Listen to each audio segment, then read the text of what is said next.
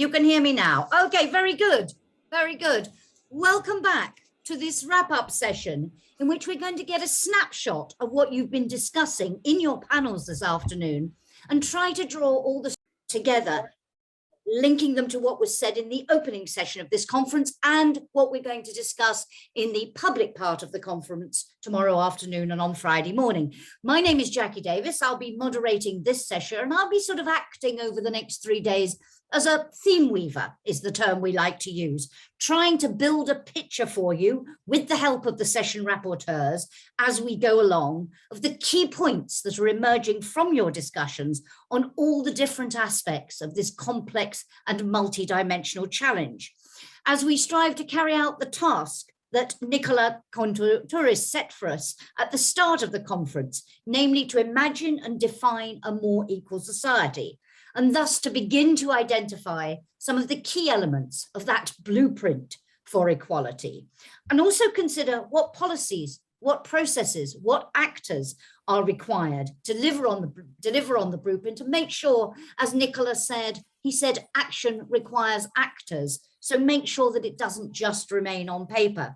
So in the opening session, Nicola highlighted what he called the great paradox, that while there's a general consensus that growing inequalities are threatening social, economic, and human development, and this audience is acutely aware of that, of course, there appears, he said, to be little collective reflection on what action should be taken to redress this.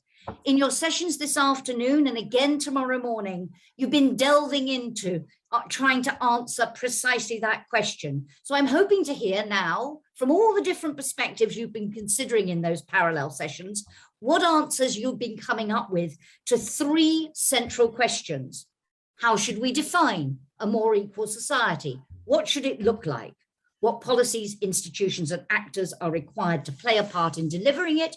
And precisely who needs to do what in order to make our societies fairer, more resilient, sustainable, and equal. This is, of course, only the start of that discussion, but joining me to tell me a little bit more about what has emerged so far, I have speakers representing, they were moderators, they were chairs, they were speakers, they're reporting on the different panels. I'll introduce them as we go along, because as there are 9 of them, you'll forget who they are by the time I get to the last one if I introduce them all straight away. Let us first go, though, to Kalina Arabdieva, who is a researcher at the ETUI, and she is going to tell us a little bit first about panel 1, which was on towards gender equality in unpaid care work. And this, of course, Kalina, an area, one of the root causes of gender inequalities in the labour market, and indeed beyond that. Did you begin to get a sense from this conversation of the answer to that first question? So what's the goal? What would an equal society look like in this area?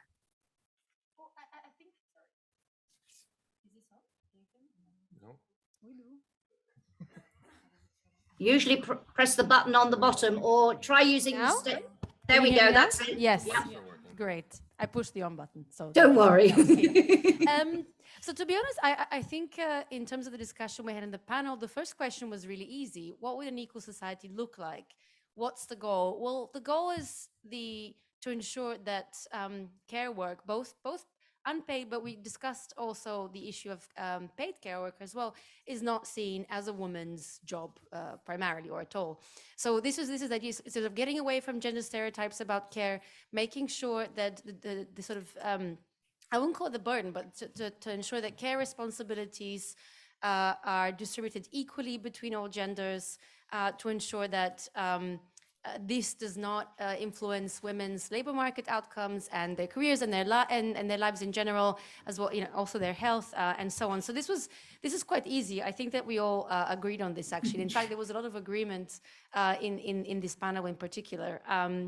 But so having said that, so widespread agreement, it's basically degender it, and then it will not contribute to gender inequality.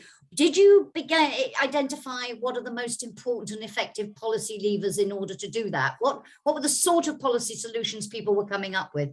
Yeah, so I think we talked about really a whole host of policy solutions and also questions. And I think maybe the thing to start with was there was a lot of emphasis on measures to increase the recognition of care work, again, both paid and unpaid, as a socially valuable activity. So just really as a fundamentally important activity to our to the functioning of our societies and to the resilience of our societies.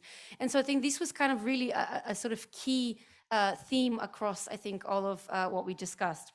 And again, I already mentioned action to tackle gender stereotypes is associate women with the home and with care, policies such as equal parental leave for both men and women, which would enable, but also with appropriate payment to ensure that men can in fact afford to take up those opportunities.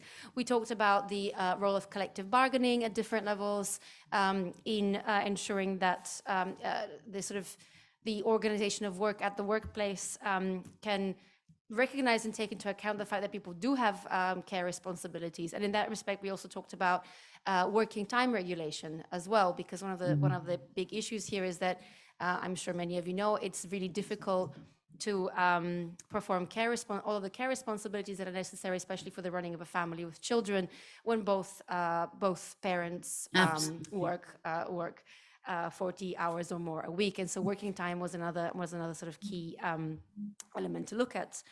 We talked about also the need to have a gender sensitive approach to the regulation of telework, home-based telework, sorry. So this was one of the topics of the presentations. But I think, and I think this is, I think, to keep it short, getting to the last question, which is the clear priority for action that emerged from the discussion. Really, so the key point for action was ensuring state provision of accessible and adequate care services, and recognizing that care is not just a task for the family, in fact. So it's not really just about redistribution between men and women, but also about the redistribution of care tasks between the family, the community, and the state.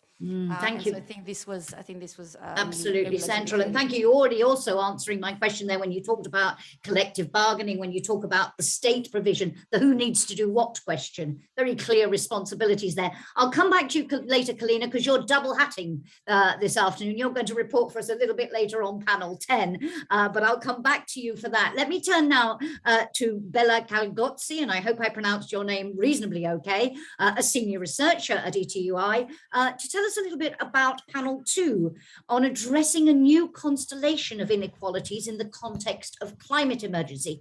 What is that new constellation, and what does a society that addresses it do, Bella? Thank you and good afternoon. So this panel was indeed discussing a new constellation of inequalities in the specific context of the climate emergency. We were talking about, actually in the first presentation, about 3 transitions, so the green, the digital, and the demographic transition, and put this into the context of the welfare state. To what extent is the welfare state, as we know it, responsive to these challenges? And well, the outcome or the conclusion was that not so much. So it is still from a different world.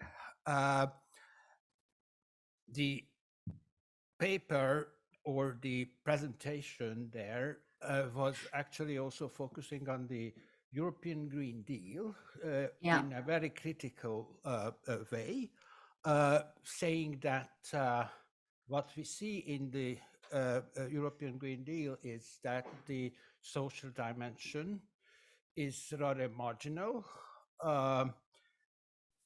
in spite of the declarations.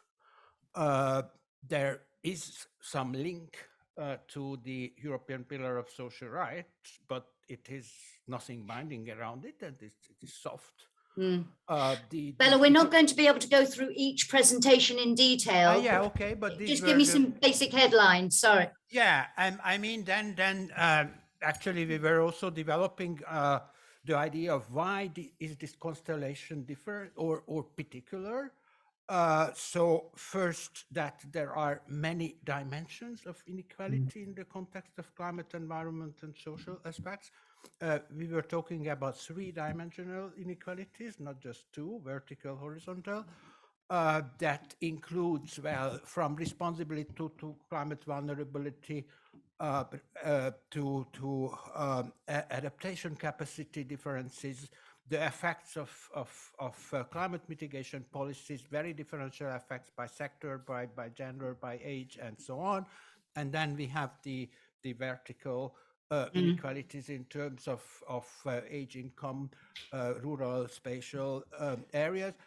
One more aspect was to raise the timely dimension that is kind of making the whole complexity of inequalities even more complex. That means that the big inequality that would be and is due to climate change, that is somehow distant, that is in also with a timely lag. So Yeah. it is even if we experience it already, but it is coming later. It is more dispersed. It is not necessarily affecting me. So this an area, Bella, very much where that complexity. We talked about this. Nicola talked about it in his opening interventions. This multidimensional nature here illustrated perhaps better than in any other area. You said to what extent the welfare state is responding to how well is it responding, and you said the answer is not so much. So when it comes to the policy levers, were people talking about a radical reinvention of the welfare state, or what were the sort of instruments they were talking about to do this better? There were different stages on that. I mean, there were less radical to very radical one. So I mean, it starts with a mild, kind of taking it seriously what we are talking approach. That means that the Commission is talking about comprehensive policy framework within the European Green Deal. Yeah, this is more about talk, but it's not really happening. So the social elements, the just transition part of it, are marginal, are still marginal, are Absolutely. yeah. So it is not. Actually, it's already a positive development that the climate policy part is really concrete now. So with Fit for 55 package that has passed the Parliament today, at least, that is really concrete. Absolutely, Yeah? Bella. Bella, did something emerge for you as a very clear priority among all the things that need to be done to address this very complex multidimensional issue? Could you identify a most important priority, a key next step to start getting this right? Yeah, well, so first, we agree what was said at the beginning, that without a just transition, there will be no transition. So it is kind of at the core, and that policies are needed for that. And actually, looking more into the future, we were getting a little bit more radical in the sense that we need systemic change. So it is not only a little bit of here and there. It is not only that doing the same thing, but with renewable energies, but we need to fundamentally change the production and consumption pattern. Thank you. Thank you very much. I'm afraid we're going to have to move on, but an absolutely fascinating discussion. Clearly, I now wanted to turn to Agnieszka Piasna, a senior researcher who is going to tell us about the panel on digitalization and the flexible workforce, new labor market challenges. This, of course, the online gig world, the platform economy world, one of the big challenges when we talk about new forms of inequality and precariousness. Agnieszka, in terms of what would an equal society look like if we get it right in this area? What is the goal, do you think? Thank you. So I think the panel was quite rich, as is the topic. It's not only the platform economy that is associated with digitalization, but also the way that many of the solutions of organizing employment and work process, that they spill over into traditional labor market in various forms. So the topic is broad, but I think a summary in 2 points would give justice to many of the interventions. And the first is equal treatment, I would say. So that differences between workers who are company-based or office-based and those who are platform-based, remote, they work via digital technologies, if we ensure equal treatment in all sorts of respects, ranging from access to training, wages, working time, recognition, and so on, that will be a first step. But then we also recognize that inequalities are created by digitalization in many respects, because for reasons that are related, for instance, to the platform economy, but also there are different outcomes within, let's say, digital labor markets, depending on the vulnerability or socioeconomic status of workers. So then to address those inequalities, we actually need to lift the minimum floor for everyone. So ensure that workers' rights are accessible to all, that they can voice their discontent, that so lifting the floor and then assuring equal access. I think that would be the first summary. And in terms of that lifting of the floor, were you clear in identifying who needs to do what? So where the role of the policymakers, is it about changing regulations? Is it about different ways of conducting social dialogue? Did you identify how to do that?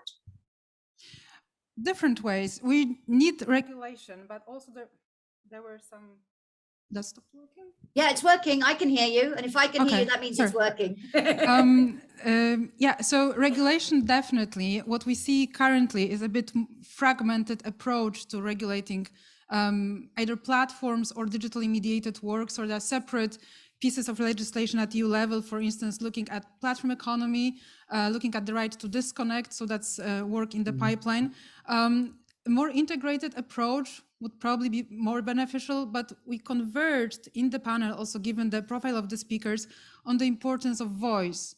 So empowering workers, giving them, facilitating or building capacity for collective bargaining, for being able to bargain with the platform about working conditions, and also the challenges related to the fact workers are remote, they are not physically present in the workplace. That creates all sorts of challenges and requires new approaches to strategically approach this topic by the social partners. And that'll be interesting. I'm moderating on the last day of this event, the panel on what can trade unions do, a big challenge for trade unions because of the nature of these workers, something I hope we will come back to. Agnieszka, did you identify a very clear next step among all those different issues that need to be addressed? Was there one thing that stood out for you as a priority? Oh, that's a difficult question. I would say indeed maybe voice, because that will link us to ensuring those workers are covered by labor and worker rights. Because if they are working as self-employed or have different contractual arrangements, they don't have access to those mechanisms. So I think giving them voice would then have beneficial consequences on working conditions and employment outcomes, but also to give them voice, we need to ensure certain first prerequisites are met or introduced on the regulatory and policy level. So that thank you very much indeed. And as you say, you give them the voice and everything else, in theory at least, flows from there. But without the voice, none of this will happen. Let me move now to Franklin Kimbimbi, who is Education Officer at the ETUI, and he's going to tell us a little bit about the equality through trade union education and training. An intriguing topic, this one, Franklin, in terms of what trade unions themselves need to do to promote equality and how they need, what sort of training they need. Did you identify a clear goal here? Yes, clearly, I think that mic's not on. Okay. So yes, in terms of objectives that we have identified in this panel, it's clear that for us, I mean, trade union education and training has a very transformative role. What we have seen that there are still some kind of resistance when you talk about organizing specific training for women leadership, for example, or specific training on minorities, for example. So clearly for us, trade union education and training is about creating awareness about this need to tackle, I mean, inequalities and to have a non-discriminatory discourses. It's also about creating some kind of ways to reduce stereotypes in society, but not only in society, but also at workplace level, because it is clearly the purpose of this kind of training to have an impact at workplace level. As we know, these workplaces are more and more diverse nowadays. So it was also clear cut for us that trade unions need to have an action. It's a question of survival. It was said during the training, during the session. It's a question of survival to tackle this issue of non-discrimination and also diversity at workplace level. Can I just ask you something, Franklin? Why resistance? Was that what's the factors driving the resistance? Yes, what we have identified actually, I think there is like a political correctness when we talk about non-discrimination, or we always agree about that, okay? But on the other hand, when there are some kind of competition between training, between, let's say, collective bargaining training and training about women leadership, there are some kind of resistance. Why focusing specifically on women leadership, for example? So there is some kind of resistance to overcome in this sense. And in terms of the levers to overcome that resistance, is it simply about awareness raising campaigns? Were there other things you identified that can be done? Yes, clearly, I think that training is important, but also, political willingness is key, and particularly to have the support of, leaders within the union is key. Also to have this kind of commitment for non-discriminatory discourses and also fights against any kind of inequalities. So is that where we need to start with that leadership? When we talk about priorities, it needs to start from the top and set that culture in order to happen. Clearly, yes, definitely. Yeah. Thank you very much indeed, Franklin. I'm now going to move to Bianca Luna Fabris, Researcher and Communication Officer, and she was chairing panel 5 on the politics of inequality, the populist right, the lefts and the unions. Fascinating debate. I listened to some of it, Bianca. Can you just highlight for us in terms of, I think here the question is more, what's the challenge? Why are we facing a problem in this area? So I think the primary challenge that emerged from our discussion is diminishing power resources of the labor movement and an overall decline in membership.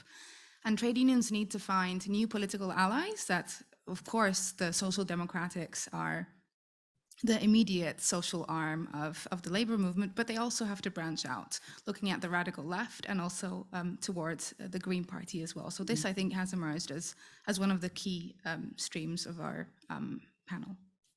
And this idea that traditional close relationship between parties of the left, they were the traditional allies, but now, as you say, those alliances breaking down. Was there analysis of why that has happened, and therefore what needs to be, whether it can be restored or whether you have to think in very different ways now? I don't think they have broken, but they have withered for sure, and they have to be reinforced because it has been mentioned that the trade union movement was, at least in the past, inwards looking. And throughout the past decade, this hasn't happened. Trade unions have embraced perception of solidarity for all workers, both members and non-members. And I think this is something that I think is the most important takeaway of our panel, that trade unions are much more outwards looking than we often accuse them of. And so in terms of what needs to be done and where we go from here, were there clear priorities for action identified by the speakers, or was there something you particularly were struck by from the discussion? I don't think there was anything prescriptive that our speakers have highlighted, but I think one of the takeaway points that I think it has to be highlighted, the speakers have clearly demystified that those that are union members, they vote for the radical right, and they have progressively moved to the right, and this is not true.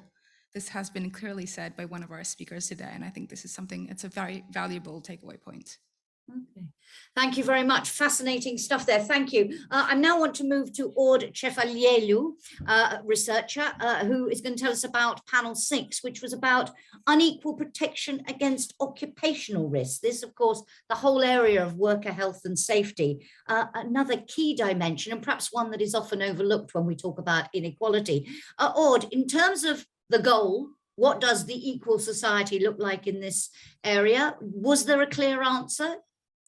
Oh yes, that was a really easy answer. A society would like a place where no worker would lose their life earning it.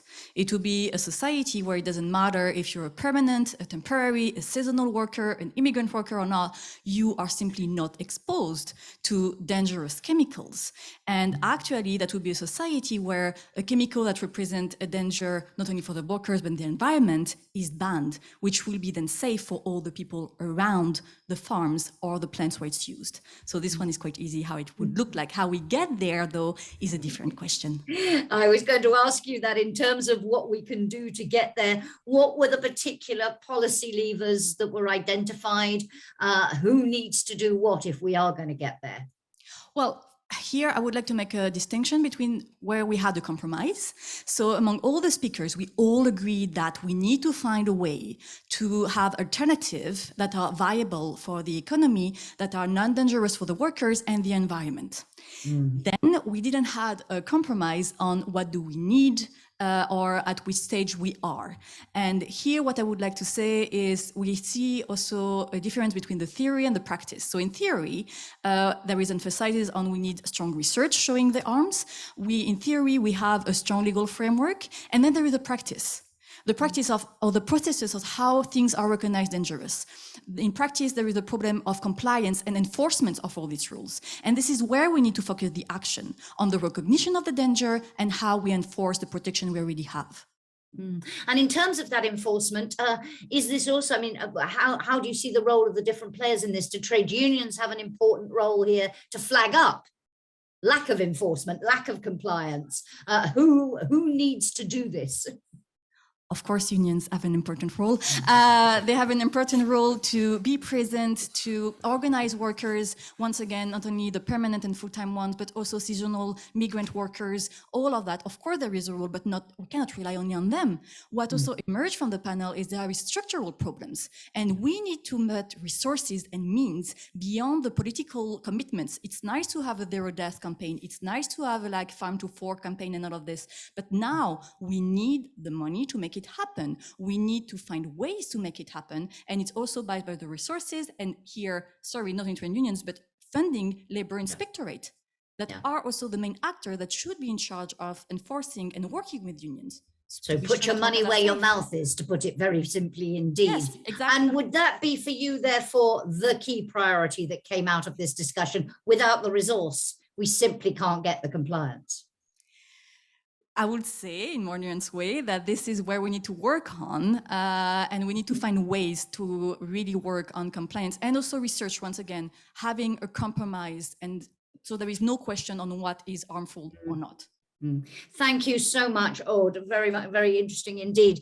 Let me now turn to Sig Witols, who is Associate Researcher at the ETUI and a Senior Fellow at the Berlin Social Science Center, WZB. Title of your session, intriguing. Does the stock market itself drive inequality? What was the answer to that question? What is the goal here? What's the problem we're trying to tackle? Well, the answer very clearly was yes, but the mechanisms are quite complex on how the stock market influences things. I mean, the problem is really in our face. I mean, you can just measure inequality so easily. And we had quite a few statistics, very disturbing statistics, where CEO to median worker pay ratios of 100, 350, even to 1 is quite common. So the problem is really in your face. The problem is the poor are getting poorer and the richer are getting richer.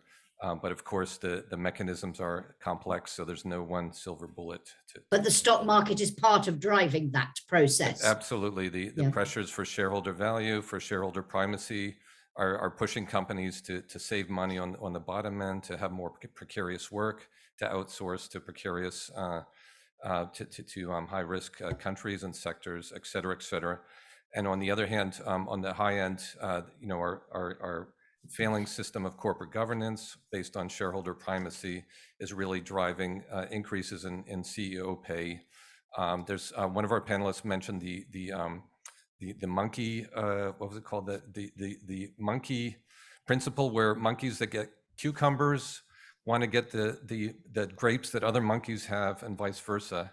So there's just kind of Yeah, okay, I'm sort of with you on that. jealousness, and for CEOs, it's you never want to be in the bottom half of your category in terms of pay. You always want to be in the top half. So, And that so I drives mean, a when we look at leapfrogging. solution, when we talk about what a more equal society would look like in this area, how radical were you in terms of, is it, we need to get rid of the stock market? That's not going to happen. But what sort of solutions were you looking at? What mechanisms could be used to address this problem? Well, interesting enough, people didn't really mention a target. They didn't say, oh, we shouldn't have 100 to 1. It should be like 50 to 1 or something like that. But actually the consensus was we want to have a society where collective action is possible. So people at the bottom end of the distribution can defend their rights. We want to have more democracy work, et cetera, et cetera. So we need things that kind of help the people at the bottom end of the distribution get their fair share. And actually, we're fairly optimistic. We had two big victories in the last few weeks. One is the minimum wage directive in the EU. So now there's a norm of 80% of people being covered by collective bargaining agreements. And a second big victory was yesterday. There was an agreement between the European Parliament and the Council on a amended corporate sustainability reporting directive. And that proposal contains requirements on companies to report on whether they pay fair wages and whether their CEOs are paid based on stock market performance or on sustainability performance. So we can't fix the stock market itself. What we can do is try to fix some of the factors driving the bottom end, which will therefore tackle the problems caused by the stock markets. Do I understand you correctly? And that's actually, so, there's no one silver bullet. One way is to address kind of income at the lower end of the income distribution. But the other part is to really reform the system of corporate governance. And things are so bad, even the World Economic Forum says shareholder value should be out. We should have a stakeholder form of capitalism. Of course, what they mean by stakeholder capitalism is very different than what we mean in terms of putting workers on the board or strengthening European works councils. But there's so much agreement. It's more of a political issue right now about how we get the legislation in place to fundamentally transform the corporate governance system. And Stig, you mentioned two recent positive developments. Would you identify one clear next step, or is it this multifaceted approach you're talking about? Well, I think the corporate due diligence, corporate sustainability due diligence proposal that has been made a few weeks ago by the Commission, I think that's really going to be another huge crucial step. I mean, that's really going to put human rights, and the environment right at the center of corporate strategies. And so I think it's going to be really important to get a stronger directive at the end. The ETUC has serious problems with the proposal. It's in the right direction, but it has serious problems. But this is what we really need to put human rights, to put the environment at the center of corporate strategies, not only profit making and stock market performance. Thank you very much. We have three more panels to hear from before we bring this session to a close. I'd like to turn now to Wouter Sveissen, who is a senior researcher at ETUI, who is going to tell us about the panel on increasing wage gaps between firms, impact on inequality. So you were talking, Wouter, more here about what happens between firms than within firms. Can you tell us a little bit more about the challenge and what the goal is in this area? So the challenge is mainly that where inequality is going up, it's mainly because firms are drifting further apart in terms of their pay setting. Wouter, can you go a little bit closer to the mic? I'm having a little bit of trouble hearing you. I can come super close to That's the mic. much I can better. use two mics. Thank you. No, now you're coming through loud and clear. Thank Is you this so much. better? Much This seems better. way too much. Okay. So an equal society is a little bit tricky, but it would probably look like one where the differences in the productivity gaps between firms doesn't lead so much to differences in pay setting, which mainly means that low productive firms can't compete by paying very low wages. That would be one way to increase inequality, to increase equality. We flipped it on its head. We really want to get it. The second one is to make sure that because there are these differences between firms and what they pay to similar workers, that the access to firms isn't unequal in structural terms. So then we're talking about the big problems of segregation facing migrant workers, facing women that contribute to pay inequality, where they tend to not get access to the better paying positions. Ways to tackle that is to increase labor mobility and to, again, compress this wage distribution. And finally, to reduce the monopsonous pay setting power of some firms in highly concentrated labor markets, where they are able to pay lower wages to workers than they're worth, and that leads to these differences. So those are the three main pathways towards more equal society. Absolutely. Compress the And productivity interesting here, dispersion. because as you were saying, Wouter, and I think this goes back to what Nicola was saying at the beginning of the conference about, defining this more equal society, because some people would argue you have to narrow those wage gaps to naught. Others would say, no, that's not impossible. So where is the line? What makes it an equal society is probably the most difficult question of all, isn't it? When we come, wages being at the heart of all of this, it's the most challenging issue of all. Well, that's why I had a bit of difficulty responding, because of course there are productivity differences between firms, and you do want workers to also profit to some extent of that. Yeah. Through rent sharing and through extraction of this.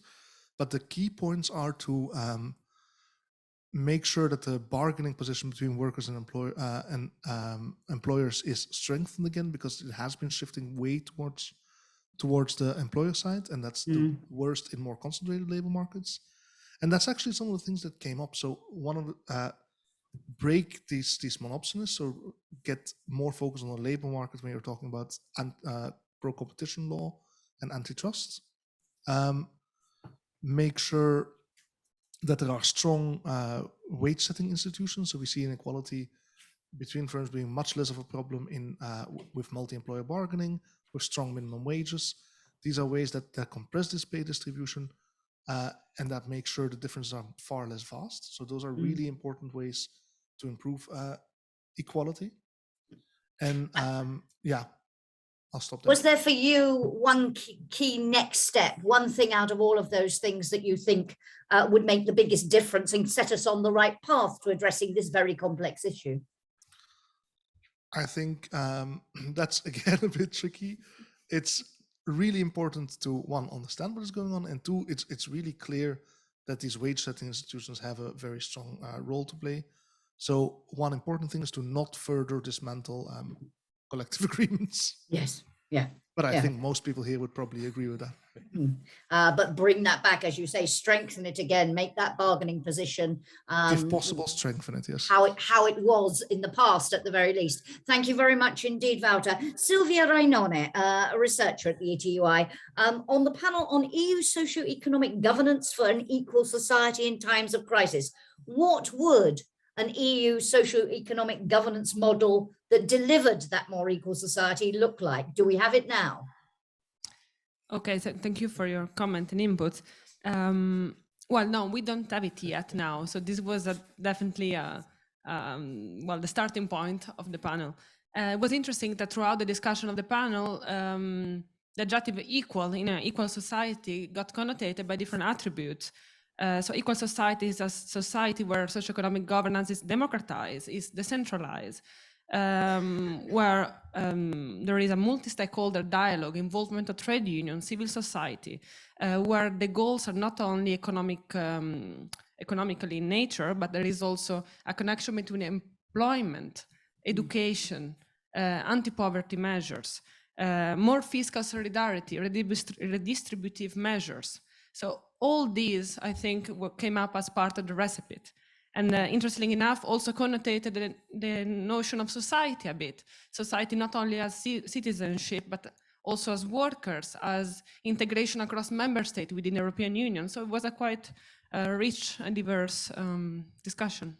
Absolutely. And in terms of the policy levers that will deliver those things, you're sort of pointing towards them when you talk about that multi-stakeholder dialogue, that democratization, decentralization. Were there any very specific measures that were proposed by speakers in order to get there?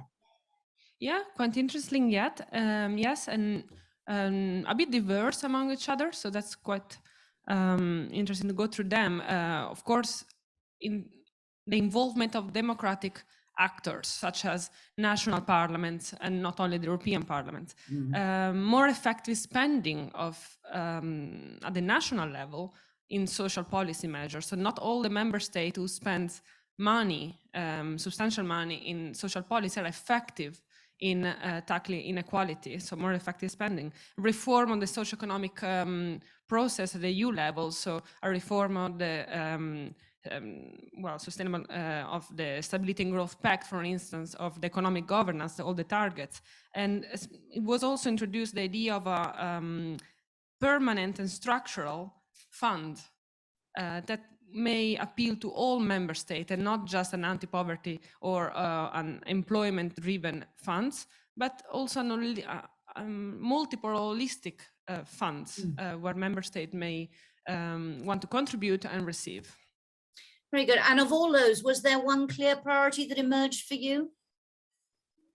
Well, not really. I think all speakers agreed on the necessity to improve accountability of involved actors in the socioeconomic governance process. Is a soft law process, not hard law. So it's more difficult to identify which actors should be more accountable. That was a bit of divergency in the views.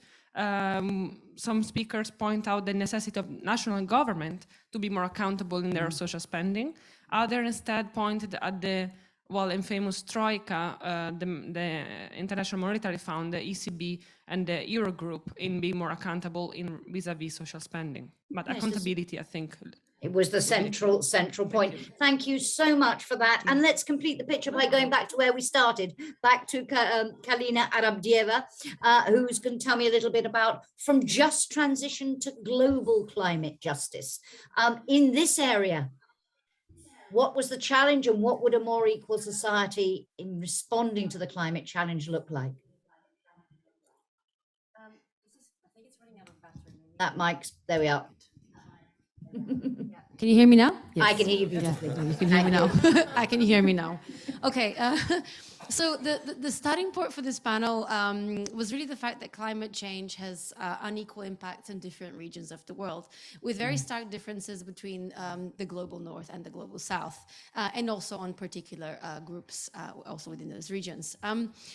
While the responsibility for climate change is also unequal, with countries of the global north being historically, but also currently, more responsible for greenhouse gas emissions. And so the question was how to ensure that this is reflected in climate policy, but also to ensure that when we talk about green transitions and just transitions, which especially with just transition is usually focused on the local, regional level, we also take into account not just this local level, but also global inequalities and the ways in which perhaps green transitions here in the global north might have negative implications for regions of the global south, including, for example, through the extraction of minerals necessary for green transitions and so on and so forth. So I don't think this really fits neatly to the question of what would the equal society look like, because there are, I think, just so many different dimensions. And also doesn't fit so neatly into the question of who does what as well, Kalina, because this is something where Europe has a responsibility, but it's a global problem by very definition. Were you able to identify some clear, though, policy actions that need to be taken at national or European level, or indeed at global level, to begin to address this more effectively?